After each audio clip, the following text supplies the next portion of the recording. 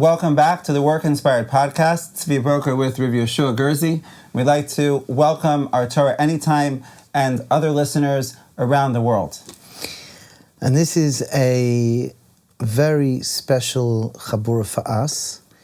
Why? Because it's Leilu Nishmas, Rabbi Yosef Newman, Rabbi Yosef Rafal ben Chaim, and yeah, it's very, very special. He's a very dear friend and a big supporter of everything that's being done in Pilzno and in Work Inspired and in Bnei Chabura. That's all of the learning and the transformation, B'ezras Hashem, that will come from each one of us should bring merit to his holy neshama. Amen. Amen. So where we left off last time in our last podcast, we took a daring position that our podcast is not enough, and that it's really not enough to just dabble in these topics of Parnassa, of money, of wealth, work, career, but really Hashem wants us to own it. And it's interesting, Rav Gerzi, because one of the comments that trickled through was a very good question, and I really had to think about it. And the question was, look, isn't this overwhelming? Because Yiddishkeit is big, and we have all these multifaceted areas of our lives, and there's so much we need to learn. There's so much we need to own. There's so much we need to acquire. There's so many chalakim of Torah trying to hold up with learning Gemara and learning Tanakh and Mishnah and Amud Yomi and Daf Yomi and Halacha Yomi and all.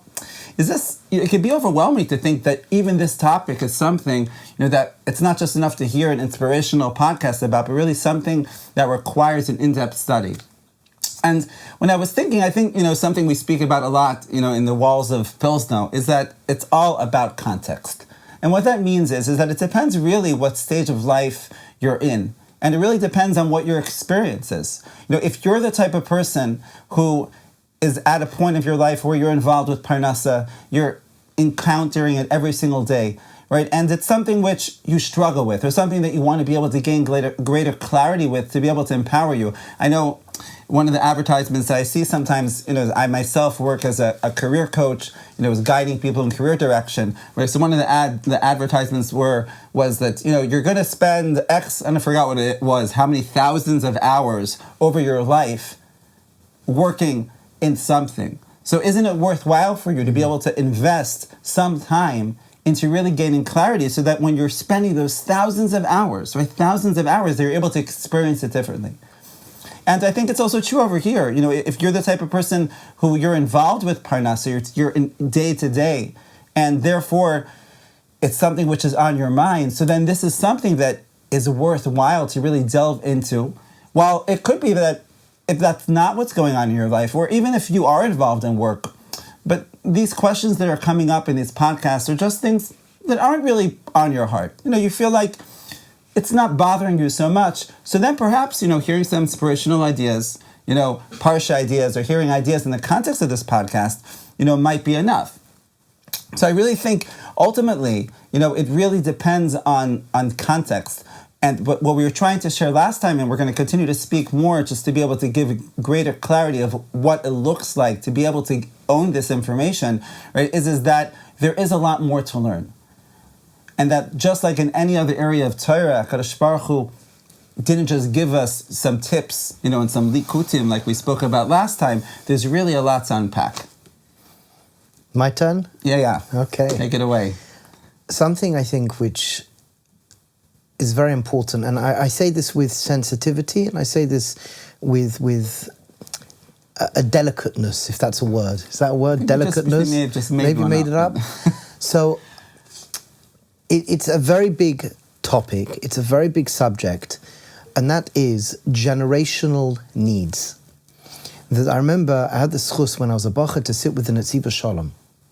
Wow. I sat with him a couple of times. And the 𝗀𝗃 𝗀𝗀𝗵𝗺, the first time I sat with him, spoke about how each generation has its needs. We were speaking about the language of the 𝗀𝗃 𝗀𝗀𝗵𝗺. And he said, even though it may not naturally be my language of expression, he wrote a sefer, or a sefer was edited in such a way where the ears, the eyes, and the hearts of the beholder could be moved, impacted, and inspired.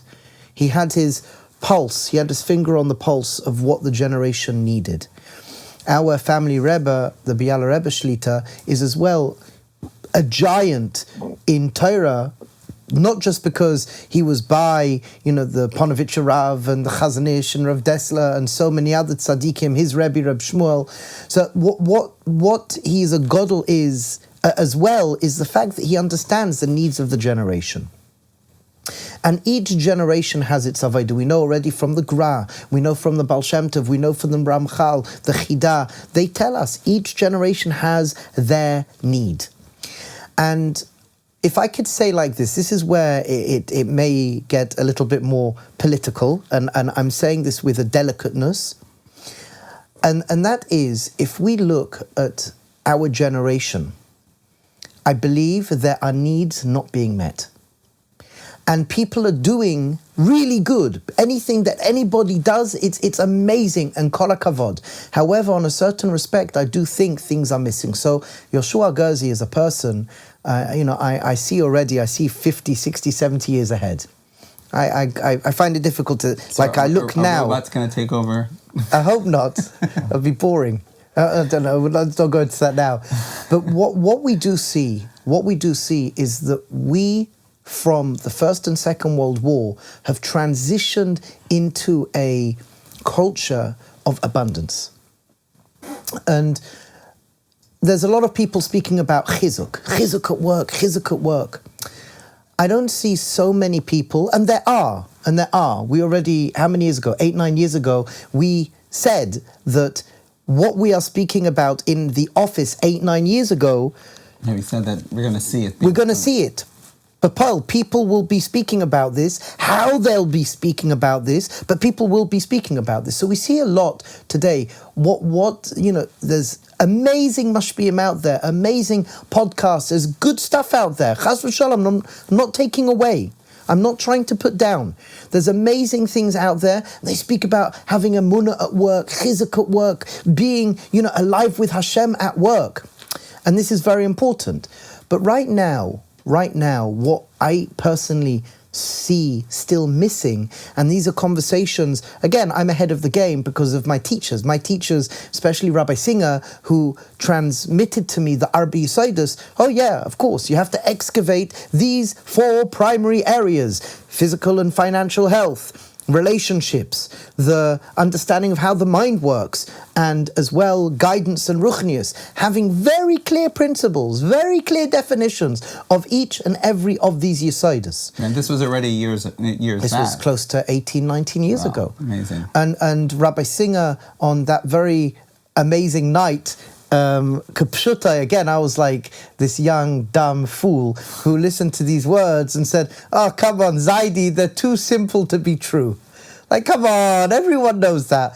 But he laughed at me, an elderly sage, a refined human being, a chacham. He looked at me and he goes, with his twinkling, yeah. Okay, you don't know anything. You wait and see. And 𝗀𝗃, he challenged me. He says, go and speak to people, and you'll be able to see within a very few minutes what's wrong with a person's life through the prism of the 𝗀𝗡his his𝗀់. And over the last 20 odd years, whatever it is, I've seen thousands of people, probably over 100,000 people by now. And wow, Yoshua Gerzi, the simple one who said that Rabbi Singer was saying simple things. Wow, they were simple, and wow, they were true. So when I sit with somebody, yes, usually it's health or it's finance, or yes, an issue with relationship or with the knowledge that they have, or yes, it's a lack of guidance and ruchnius, connection to Hashem, like literally always. And it's not brain science. So the person that spoke about being overwhelmed, I think a person is usually overwhelmed on a certain respect. Again, there's different stages of life. However, when we place proper attention and focus on the important areas of life, we can hold that which is going on in a far more suitable way. And we look at the world today. And we see very clearly that we don't live the way we lived 150, 160 years ago. There was the First World War, Second World War. I was at where was I last night? Last night I gave a shir. And there was somebody there who was speaking about how the Zayda lost their job every single week because they kept Shabbos. Wow. Every single week. This is in America. America! Right, yeah. Every single week they lost their job. Now, I can go to work today, and if somebody makes even a little remark wearing a couple, looking Jewish, I could sue the pants off them. Like, how dare they say such a thing? Times have changed. Right, yeah, and it makes sense that then, if the question was, am I going to have enough food on my table? Yes. Or even more so going back, what we were facing as the people, the types of topics that are really being discussed weren't really even relevant. No, they weren't. The question of what type of job to choose, get a job. Whatever job you... But this is a siman of Geula. This is a siman of Geula. We're getting so close to the year 6000, whatever that means, whatever that looks like, however that's going to manifest. We're getting so close to something monumental. There's going to be a major shift in our consciousness. And I hope we will be there to live it. As long as we live healthy, we care for our physicality in a healthy way. We hydrate and we sleep properly and we're healthy. As long as we care for our mental health. B'linei de be'ezras Hashem, we will live long, long, long lives, all being well. We will see it. We will see it. That shift is occurring. Now, what happens with the rhythm and the movement of the passage of time is our avodah needs to move with it. And in the world of Kabbalah, we've spoken about this before, but we have, for example, Chabad, which is the first triad of Sfirot, Chochmah, Bina, Dat. Then you have Chesed, Gevurah, Tiferet, which is the next triad of Sfirot. And then you have Netzach, Hod, Yisod, and Malchut. Whatever a person understands of that, the idea, the takeaway is that as we move from time, we move through different expressions, energetic expressions. And our energetic expression right now is to fix up the physical world. That means entering the physical world in a healthy, Toradic way. So, for example, yes, people didn't speak about physical health 100 years ago. But it's a chiyuv today. When I sat with Rav Eliashiv, when I sat with so many, the Pashkana Rebbe, when I sat with Rabbi Yosef Libman, Zichron Levracha, was nifta a couple of weeks ago, when I sat with Rav Avadia Yosef, the list is endless, Reb Chuna Halpern, and the Sas Rebbe, Reb Chuna Halpern, I helped him exercise. Yeah. He chapped, other Talmidei Chachamim, other tzaddikim, that I sat with them, and yes, they exercised, or yes, they ate well, the Biala Rebbe, exercising every day. He knew the impact it had on him, right, in his Devekus, in his Yirat Shamayim. So we need as well, in our dor, in our generation, not just to give chizuk, but the chizuk is very important. Anybody that does anything to upgrade the experience of Yiddishkeit is koshev, unbelievable. So more podcasts. We want more podcasts. There's no competition here. More the merrier. More the merrier. We need all of it together, more to be mechazek the rabbim. And what we are adding here to the table is something, is a very deep dimension that has not yet fully been expressed. We're trying to bring something to the table, and same with the other RB-siders. We've got the podcasts recorded already some time ago on physical health. It's still a chiddush. I still have not seen anybody else doing what we've done in our podcast for physical health. Right. And we can go into the Kabbalah of it, the sidus of it, but this nakuda is something incredibly important. We're bridging into our dog. I think it's so important because I know for so many people, it's, through looking through a certain pair of glasses, it's like, well, how do we view these times that we're living in? And we can feel like it's a challenge in some way for us, and we may not necessarily feel like we're equipped because we don't see that it's been discussed. But what we're hearing over here is that we can really approach these topics and approach these conversations, right, with a sense of excitement of recognizing from an historical context we're moving towards something, and now this is something which has become more of our avoda. It's interesting because Rebbe was speaking about as we move closer towards Geula. I know in my own exploration of looking through the Mara Makomos, I find on some level I'm going back a couple of thousand years, meaning because if we think about it historically, in some aspect, when was it as an as a nation that we were really in Eretz Yisrael and really even considering these things, living in a semi state of calmness. the second Beis HaMikdash was an interesting tkufa, post-second Beis HaMikdash, an interesting tkufa, but there was a certain sensitivity to our relationship to what it means malacha and work. There's this 𝗀𝗃 we're not going to go into right now. We speak about it in the 𝗀𝗃, we speaks about the fact of looking at work differently in Eretz Yisrael and outside of Eretz Yisrael. Right, in Shas and Sukkah, he speaks about it also as well in Parsha Shoftim. And what the idea is recognizing is that there's something very deep in our ability to be able to connect with being involved in work and finance, and our involvement with 𝗀𝗀liche, right, that we can really connect to. While if we're spending our time, which for thousands of years we were just trying to stay alive and make sure that we can keep Shabbos, fight and flight, hold on to Torah, make sure that we can, we're able to eat kosher, we're fighting against people that are trying to hound us. These are things that people didn't even think about. So it's on one aspect, it's interesting, we're marching towards Geula, and it's becoming something for us to excavate. At the same time, I find it's somehow connecting to a time that was. And the Marmakomos are there, but because of the experiences that we've had over the last couple of thousand years, they haven't really been focused on. And what we've done really, and this is something which our goal here is in Work Inspired, is to be able to give over a pathway and a curriculum of how to become a work-inspired Jew. And it's interesting, a work-inspired Jew, and we're working on the badges. We're working on the badges, right? I am work-inspired. I was thinking about this on my way down. We're talking about the difference between transformation and information, and information, right? So perhaps becoming work-inspired is not enough. So listen to this chiluk that Hashem gave me.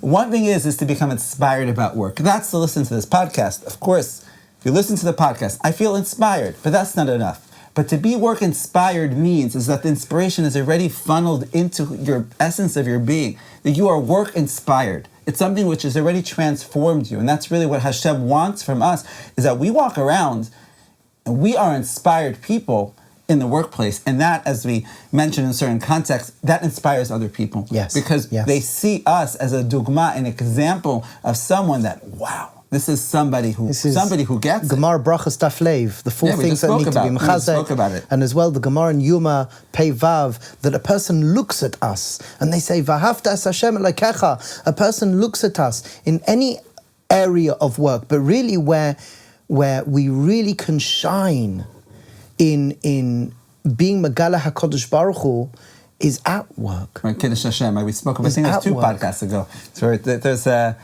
But so let's just speak a little bit about how this is done. Because Baruch Hashem, as we've mentioned, we've had the opportunity for many years, but particularly over the last year, we've opened up our Chabura and been teaching, and B'ezras Hashem, we're going to be now launching our next initiative to be able to give access to people that are around the world. Let's just speak about the pathway that we've been giving over of how to become a work-inspired Jew. So it really starts with our relationships with money, finance, and 𝗀𝗀liche. So Rabbi mentioned abundance, and the focus on over here is the word relationship, right? Because this is not a textbook, but rather it's a laboratory. And everyone that's had the opportunity to be able to be exposed to more of the full Chabura program understands, right, that it's about getting real and honest with yourself, right? It's not about, okay, another daf, I've learned another snippet, another ma'aral, another medrash, but it's about being able to take the information and to see the Marmei Chazal and to process it through our own operating system to be able to see what is my relationship with money. So questions, right, that I know I've thought of, and from conversations, Rebbe mentioned thousands of people. How do we view our relationship, right, with wealth? Is the idea of becoming wealthy, right, as being a goal? Is that a Western idea? Is it a Torah idea? Right? What brings a person happiness? Right? Is it about money? Is it about quality of life? Right? 𝗀𝗀 who is wealthy? 𝗀𝗃 right? If you're happy with your lot, a lot of people don't. They like to quote that, but they may not necessarily feel that. Is that really what the Torah meant? Is necessarily, and this is something which is for sure along the lines with Rebbe said about context-based. I know I myself was brought up on stories, and I'm sure stories about the way to come to dveikus, the way to be the tzaddik is the one who ate bread and water, right? Having less, living a minimalistic life is the way to dveikus, Right? Is that true? Is that something which is an absolute truth in all generations for all people? Right? And how do we make healthy decisions about our finances? Especially for people, who are blessed to be married, to have children. Suddenly new personalities come into, our Dalet Amos, right, into our homes. How do we make healthy decisions? Right, so this is some of the questions, right, that we start off with. Really, the first building block of becoming work inspired is to really clarify what our relationships are with money, with abundance, and with finance. I think as well, something which is important to take into consideration. And again, people could be 𝗀𝗀𝗵𝗺. We can talk about this. These are things that we need to talk about. We call them in our language, in our Dalet Amos, tension points. So, a person who doesn't have proper guidance, a person who doesn't understand in context this area of life, they can end up very confused. How many people have I spoken to who have these funny ideas? They live with this internal conflict and tension. 𝗀𝗪𝗻 and 𝘀𝗀liche, the spiritual and the physical. How do I integrate? Am I meant to integrate? Am I meant to leave work at work and it's one department of life, and then, Torah is another department, is one an 𝗀𝗀liche, another is a 𝗀𝗏𝗺. And I've sat with so many people, and it's something which, as you mentioned, it's very unexplored. Yet, it's all there in front of us. Right, and it's so relevant. It's very relevant. And I think the lack of clarity, drains energy. Energy from people. I remember it could have been the Biala Rebbe, it could have been another of my teachers, Rav Moshe Schatz. One of them said that if the Arizal lived long enough, he wanted to bring his Torah, this very, very high Torah, all the way down to the human experience, including physical and financial health. And what happened is that he didn't. He died early. So the nakuda is that we had the Torah of the Gra, the Torah of the Baal Shem Tov, and they then moved further in bringing a Torah. The Arizal's Torah is very, very high, but they brought it down that step further. And then throughout the generations, and we see in our generation, everybody is 𝗀𝗪𝗻 to heal. So many people are 𝗀𝗪𝗻 to heal. The mental health issues that are going on nowadays, it's chronic. And people are taking a stance to heal. And really, our avodah on a deeper level, connected to the avodah of physical and financial health, is our relationships, is our mental health.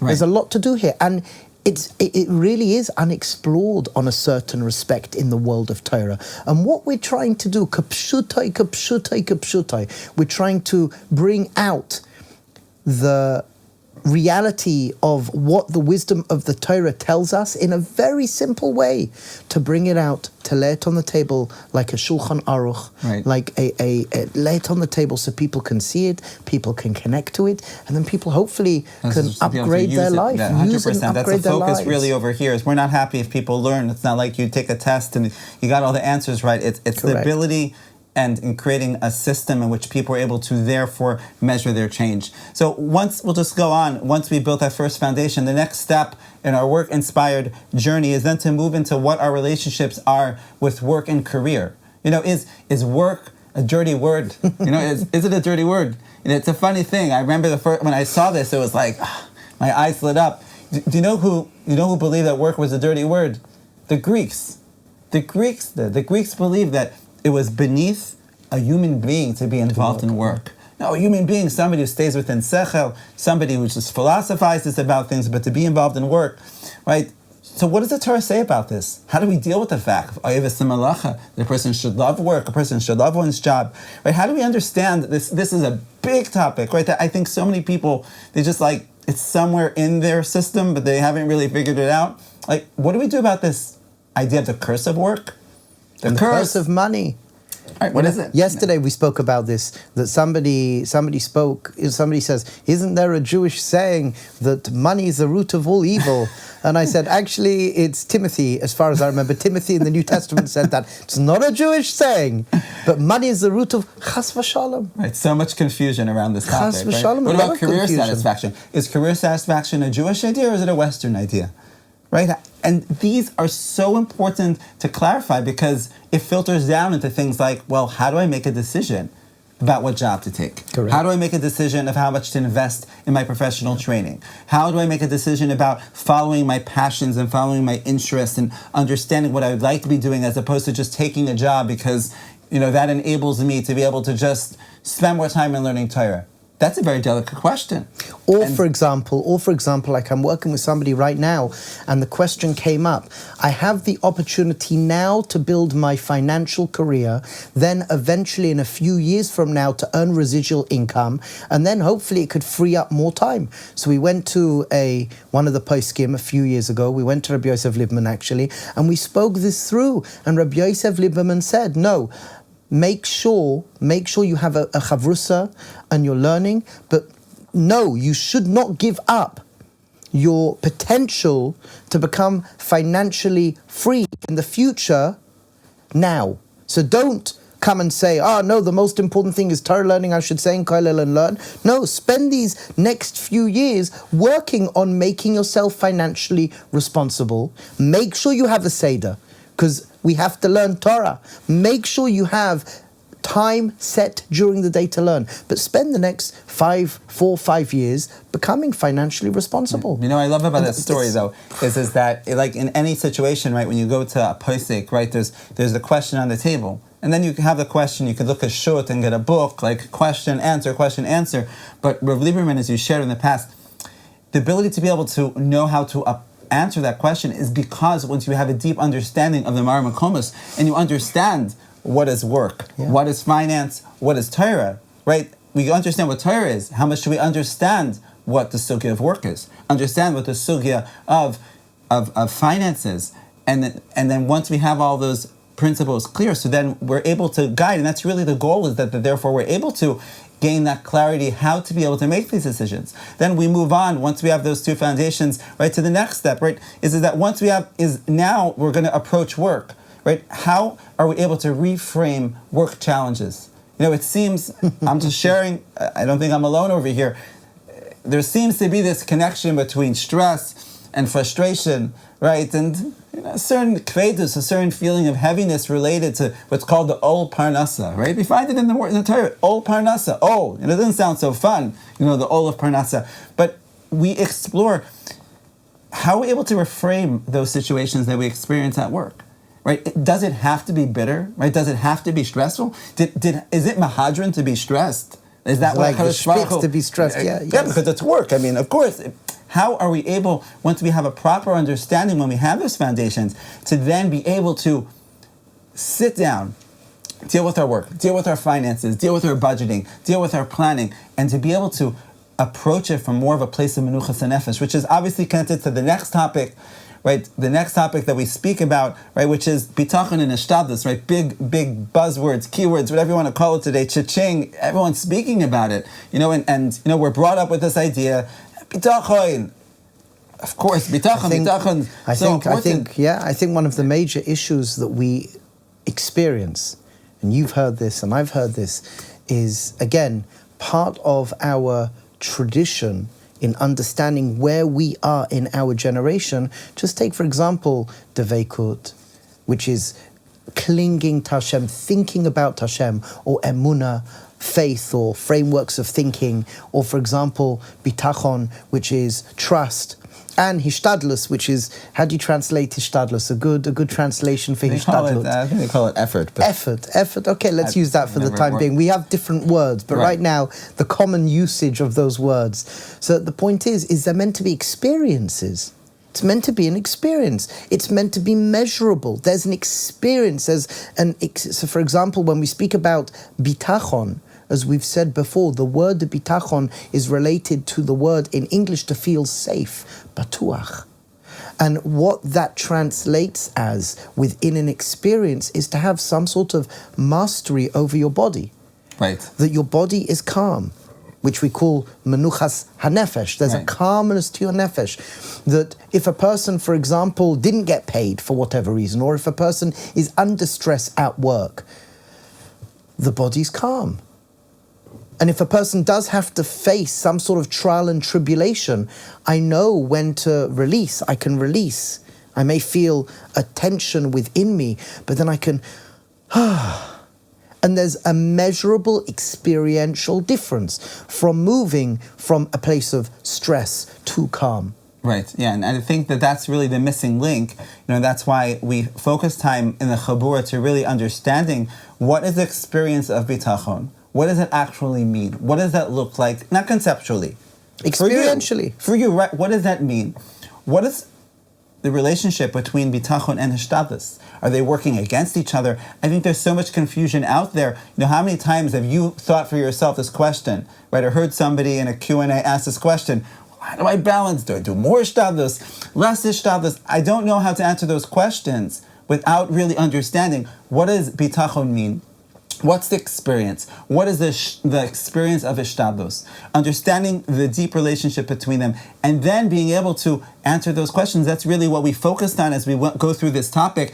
And then to really speak about, we find all these different ideas brought up about this sort of type of 𝗀𝗀𝗃 and this sort of type of 𝗀𝗀𝗃, that helps with our Parnassa and helps to bring shefa. To be able to understand ultimately how the different 𝗀𝗀𝗃s, right, that are out there, and once again, so 𝗀𝗀𝗃s, and we find them in the Ma'ar Mekom. It's not at all 𝗀𝗃 to be mezalzel, but to deepen your experience of what that means. When it means, say Berachas Hamazon with kavana, and it will help you with your Parnassa. Say Parshas Saman. What does that mean for you experientially? How is that connected to your experience of bitachon? And that's something that we spend time so that therefore people are able to have a measuring stick, Rav Gerzi, as you said, so that in any given moment you're able for yourself to be able to check in. See, where's my bitachon levels, and then be able to assess what level of 𝗀𝗀𝗃 I need to be applying in any given situation.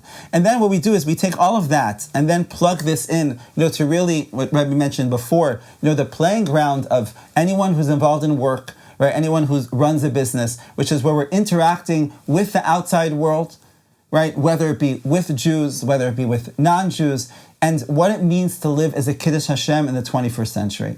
And such an essential, fundamental sugya and topic that we need to understand, right? And what we explore together in the Chabura, right, is to see how really the Torah gives us the guidance on how to be able to be successful in what's lacking today in the workplace. Right? We speak about this missing core skills of accountability, right? The missing core skills of being growth-oriented, the missing core skills of being somebody who's mission-driven, collaboration, emotional intelligence, right? Leadership, and seeing how the Torah envisioned us to really be masters of each one of these core skills. So that therefore, each person, when you're involved out there in whatever your field is, whatever interactions you're having, you're able to master, right, being a Kiddush Hashem.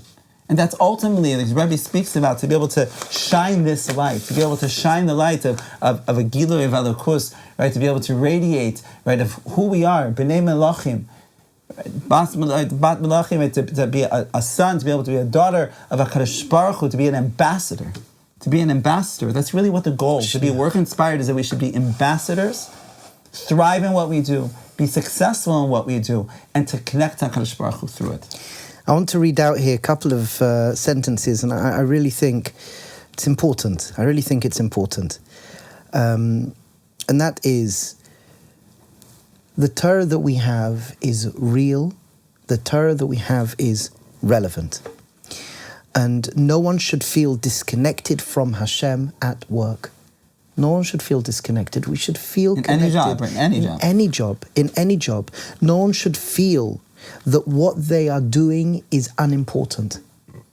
We should feel, if this is a legitimate halachic Torah way of earning a Parnassa, it is important, and it's a revelation of God light in this world. No one should accept the way things are.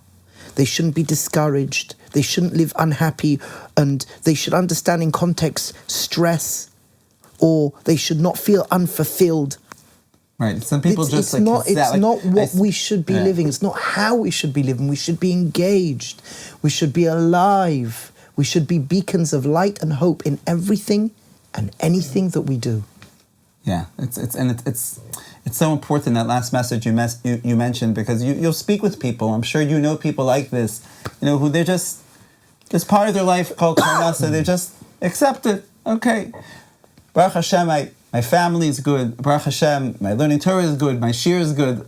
Okay, work, I put up with it. Like, what am I able to do? And sometimes that's the answer, because sometimes that's a situation and the nisayon, the challenge that Hashem gave us in life, and even that we make into avodas Hashem. We speak about that. Even that we make into avodas Hashem. But I think really the point and the power of what that last thing the Rebbe shared is that we should understand, and we should just be 𝗀𝗀liche and give up and think that's not important. The Torah, it didn't really make a difference to Hashem, this part of our life. That we have the ability, right, when we dedicate the time, right, to be able to understand the menuchas, to understand the sources, to be honest with ourselves, to be on the program, right? Being part of the Chabura means to be on the program. It's not about hearing a nice shir. It's about really diving into the menuchas, asking those right questions to see, how do I fall into this? How is this relevant for my life? And then, B'ezras Hashem together, and that's why the way that we've really designed this global Chabura is that as you go through this journey, you're able to go through it both with mentorship, right? Being able to have the guidance of Rav Gerzi and myself through live questions and answers, so that as you go through the situation, I learned this marmakum today, but I experienced this in the office today, or I had this call with this client today, and then my wife said this, my husband said that, my kid came back. How do I apply that in my life? To be able to take the menuchas, make it relevant to your life through mentorship, and then through support. Because ultimately, we need support. Anyone who's involved in Parnassa, we need support. I know I needed support. I need support. People need support. And to be able to go through this journey of becoming a work-inspired Jew, to be able to acquire the gold, right? The gold that 𝗀𝗪𝗏 gave us within these Torahs, and to be able to do it with other people, other Yidden, other people that say, I'm not just going to settle. I'm not just want to get a little bit of inspiration. I want this to change my life, to change my family's life, so that therefore I can connect to 𝗀𝗪𝗏. When you work together with other people, and therefore we design the Global Chabura in that way, so that people are able to get support each other, accountability, avodas, then B'ezras Hashem, each one of us are able to really experience a transformational change. Amen. A transformational change, not just up here, but all the way down to how you send that email. When you press click on send, that's really how you know where you are in terms of being work inspired. So B'ezras Hashem, a bracha for all of us and for all of you, our listeners and our fans and those people who have been inspired until now. So we invite you to be able to take that next step, not just to dabble in, but to really own the material, B'ezras Hashem, with the global Chabura that we're going to be bringing out, B'ezras Hashem, in the current weeks. Our weekly action point is check out the link, check out the form, fill it out, give us some feedback, right? We understand, busy, people are busy, everyone's managing. I'm also trying to find the time for this. Wife, Baruch Hashem, kids, work, this Seder. But this is something which is b'nafshenu. It's something that is so relevant. If it's not, it's not. But if it is, you know that it is. And you should give yourself the gift of the invitation Hashem is giving you to be able to experience the Torah that Hashem gave to us, so that therefore we can live more fulfilled and more happy and experience 𝗀𝗀liche חיים, menuchas, hanefesh. Amen, amen. I love listening to you. Baruch Hashem, 𝗀𝗀liche 𝗀𝗀𝗵𝗺, bracha, mazel and hatzlacha to all of us. Amen. B'ezras Hashem.